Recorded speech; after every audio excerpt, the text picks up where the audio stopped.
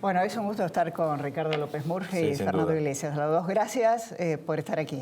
Para nosotros también, hablo por Ricardo. Ricardo, ¿lo contamos? Sí. Llegó fracturado. Sí. ¿En el fútbol, Ricardo? No, me tropecé en la escalera y caí y me fracturé. Y Fernando está acá a pesar de que está jugando Independiente. La Gracias. Libertadores está jugando Independiente. Bueno, gracias. Bueno, Ricardo, ¿fracasó el gobierno en materia de lucha contra la inflación? Porque los últimos datos, enero y febrero, dan 2.4. Estaba viendo que la inflación anual de los Estados Unidos es 2.4, 2.3. ¿Qué es lo que está pasando? Y la de nuestros vecinos, ¿no? O Y sea, la de los vecinos Brasil, también. Uruguay, Perú, Chile, Paraguay. Seguramente no ha cumplido con las metas que se había autoimpuesto. Esas metas yo siempre creí desde el comienzo que no eran consistentes con la situación y la complejidad del problema que se recibía, ni con la situación fiscal. Yo de verdad no veo una cosa inexplicable en esto. Yo miro, hasta febrero los indicadores monetarios, M2 venía creciendo al 30%. La economía creciendo al 3%, la inflación tiene que estar cerca de 25%. O sea, a mí no me parece que sea algo que sea anómalo. O sea, me parece que estamos en la tasa de inflación que la política pública está llevando. Más allá que los anuncios no son consistentes con eso, pero con la verdadera política que están llevando, me parece que hay consistencia entre lo que se hace y lo que resulta. Y lo que resulta. Y creo que eso, esos anuncios extremadamente ambiciosos del comienzo del gobierno, ustedes se acuerdan cómo era, 25, después fue 25 el último trimestre, 15, 10, 5. Eso no era posible, yo creo que no era posible. Entonces, lo que ha ocurrido, y yo espero que ocurra, es que a lo mejor este año la inflación va a ser un poquito menor que el año pasado, 21, 22%, va a ser un poco menor. Y va a seguir el proceso en la medida que se vaya consolidando la política fiscal y se concluya el proceso de corrección de Entonces, los precios. ¿hay lugar para el gradualismo? No, eso es otra cosa. Es decir, los programas pueden ser como terapias inmediatas o pueden ser graduales. Eso en el mundo hay distintas experiencias. Creo que nadie pretendería que hubiera un programa gradual en una hiperinflación. Todas las hiperinflaciones se pararon de golpe. Digo, entre paréntesis, para que quede claro, a Keynes, cuando le hacen las preguntas sobre qué haría con la hiperinflación alemana, propone una terapia de shock. O sea, en esas circunstancias inevitable. En otras circunstancias hay espacio para buscar distintas formas de plantearse el problema. A mí me parece que el gradualismo en general es más costoso en términos económicos y en términos políticos. Más costoso, ¿por qué?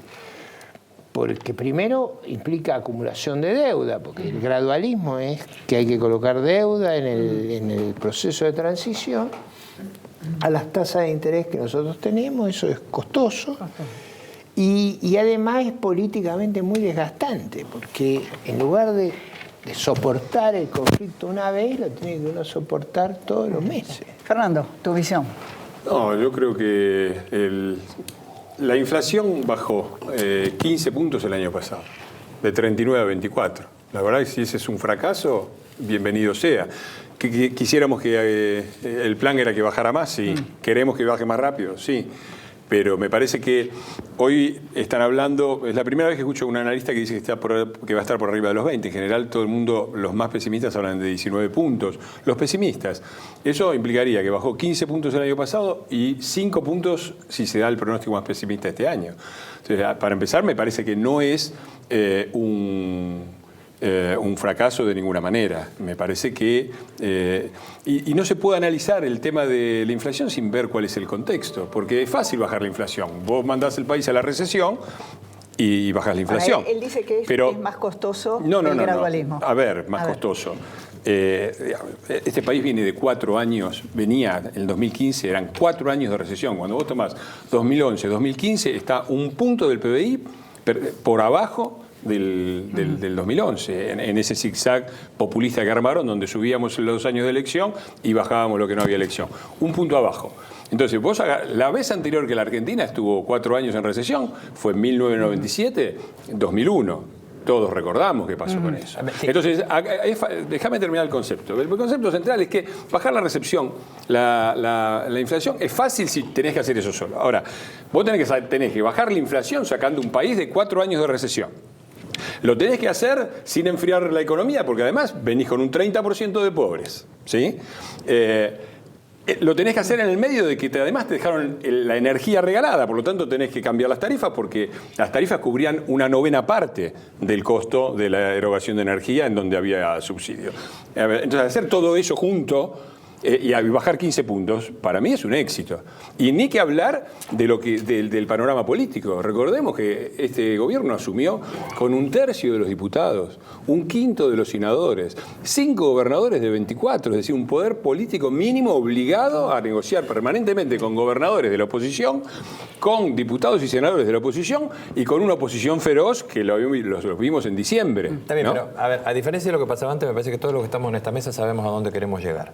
El problema es lo que podemos tener es alguna diferencia de cuáles son los caminos que se toman. Creo que lo que hacía referencia Ricardo es a un número que, independientemente de todo esto, que es cierto que vos decís, que hay un número que hoy está muy rojo, muy arriba de la mesa, que es el costo. El gradualismo se financia de alguna manera.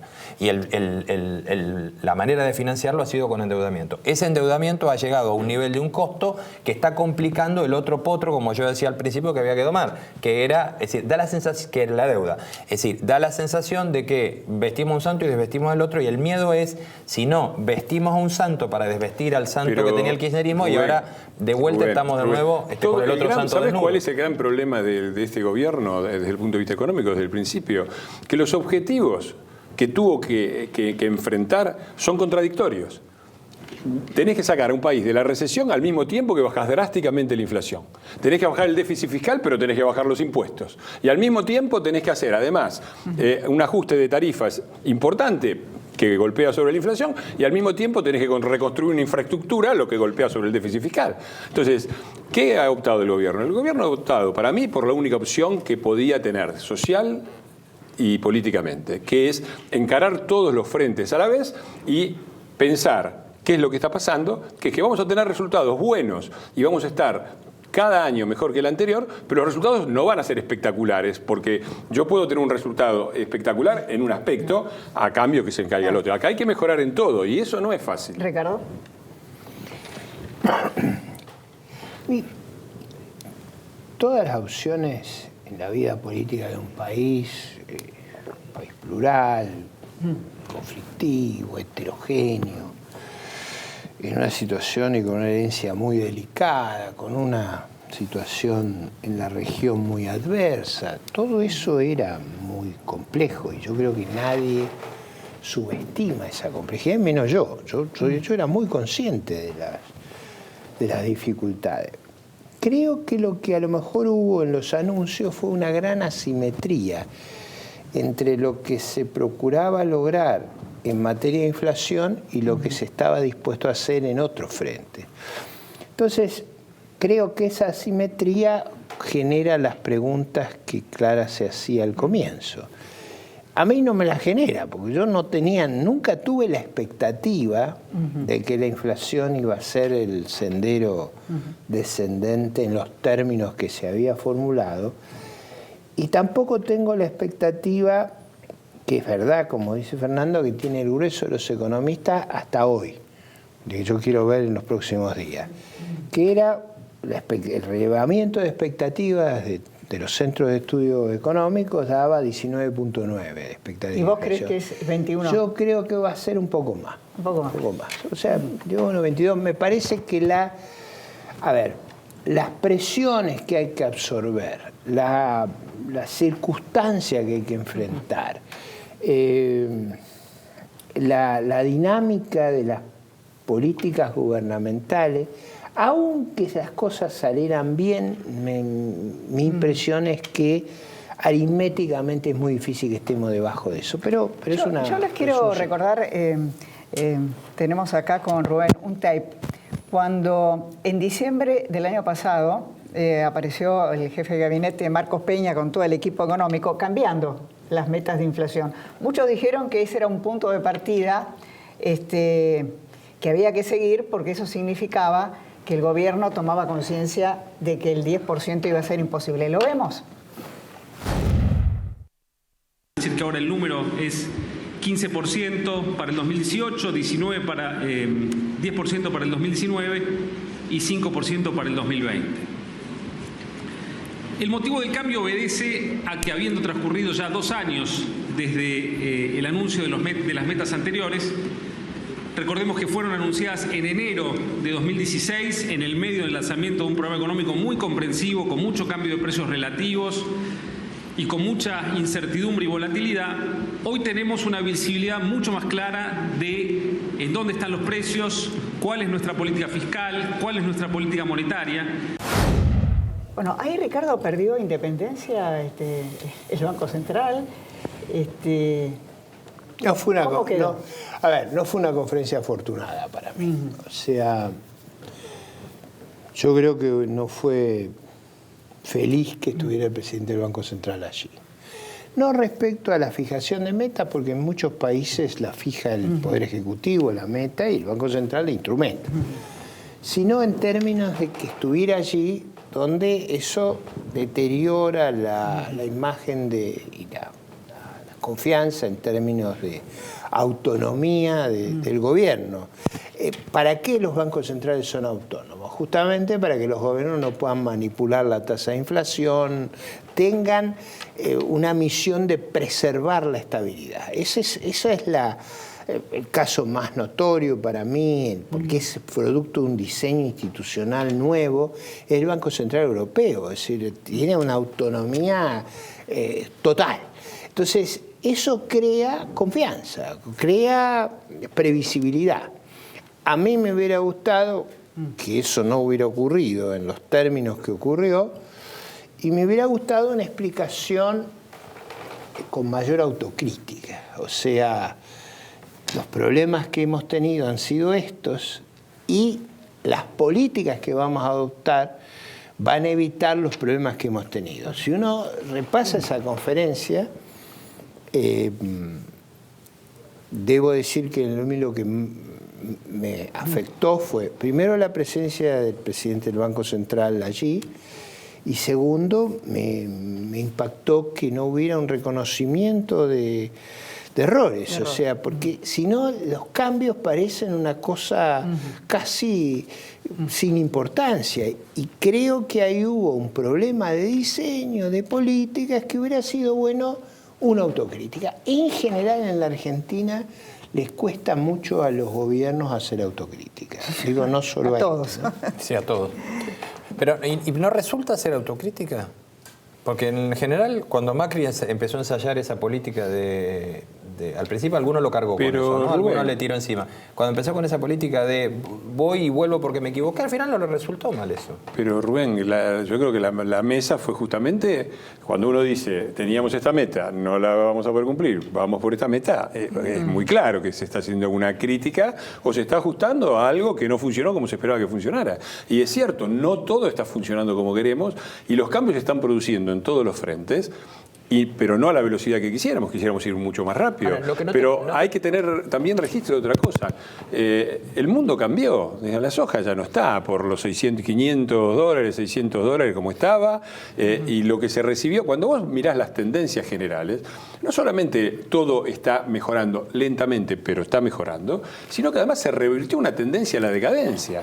Es decir, el déficit fiscal, pero el déficit fiscal fue creciendo rápidamente, no solamente era alto, sino que tenía una curva que crecía así. Empezó a bajar de a poco, un punto es poco. Yo lo entiendo. El déficit fiscal, el gasto fiscal, la pobreza estaba creciendo. Todas esas tendencias negativas que no solamente no siguieron, eso es como ir en una curva, no se puede doblar la curva así. Primero tenés que frenar, cambiar la tendencia, después doblás más despacito y después vas acelerando. Lo único que yo digo es estamos ahí. para redondear. nadie quiere volver a lo que pasó antes en Argentina. No, hay eso que está ayudar a claro. la gente, yo lo decía al principio, hay que ayudarla a la gente, porque la gente te banca y te espera, pero la preocupación que creo que tenemos muchos ahora es que vemos que hay mucha gente que está haciendo un sacrificio y que no sé cuánto tiempo más este gradualismo y este cambio lento lo va a soportar. Hay críticas, hay que reconocer que hay críticas a que hay ciertas cosas que no se hicieron o que el gobierno no fue más duro, insisto, sobre todo en quienes están llevando la carga más fuerte de la reforma. Hay un punto que a mí me gustaría señalar, es que la idea de volver atrás, eso creo que no está disponible en la sociedad, no solo por nuestra propia experiencia. Me parece que observar lo que pasa en Venezuela. Yo voy menos a la televisión ahora, entre otras cosas porque los periodistas no aceptan el desafío que yo les pido. Yo durante 10 años me pasé discutiendo que las propuestas de Chávez y las políticas de Chávez iban a terminar con un colapso inolvidable. Ahora está el colapso inolvidable, nadie quiere ir al registro histórico, digamos, porque ahí están los que me argumentaban que eso era una maravilla, los tengo a todos registrados. A nosotros no. No, pero quiero decir, no los A mí periodistas. tampoco, ¿no? A mí Yo nunca. me refiero a los periodistas, porque los periodistas tienen un rol de interrogar. Yo me refiero a los dirigentes políticos argentinos claro. que consintieron, avalaron y apoyaron quizá la tragedia humanitaria, económica, social y política más grave del siglo XXI. Es una catástrofe inenarrable Venezuela. Por otra razón, es un país rico, teniendo $1 millón per cápita de riqueza, vivir como un africano muy pobre, sin acceso a los alimentos, a los medicamentos y exiliando más de un 10% de la población, solo una ideología perversa y un liderazgo extremadamente corrupto lo puede lograr. Y yo digo, en la Argentina la autocrítica no solo la tiene que hacer el gobierno. Yo me siento con la autoridad de demandarla de quienes no solo fueron cómplices, sino que auspiciaban que hiciéramos una locura similar en nuestro país. Bueno, eso lo hemos evitado. Me parece que Cerramos decir acá, ¿eh? no fuimos Venezuela me parece que es evidente y coincido en todo Lo eso. dijo Macri Pero quiero decir algo con respecto a Un este tema cortito de la... porque se nos acaba. Este tema de la impaciencia de la gente. Yo soy muy optimista. Yo creo que la gente, y lo ha demostrado en octubre, tiene más paciencia y una visión más de largo plazo de lo que nosotros queremos. Y se acuerda también la sociedad argentina de sus experiencias. Porque esto de la impaciencia, ¿sabés a qué me hace acordar a mí? A cuando lo echaron a Ilía porque era una tortuga. Sí. La misma acusación.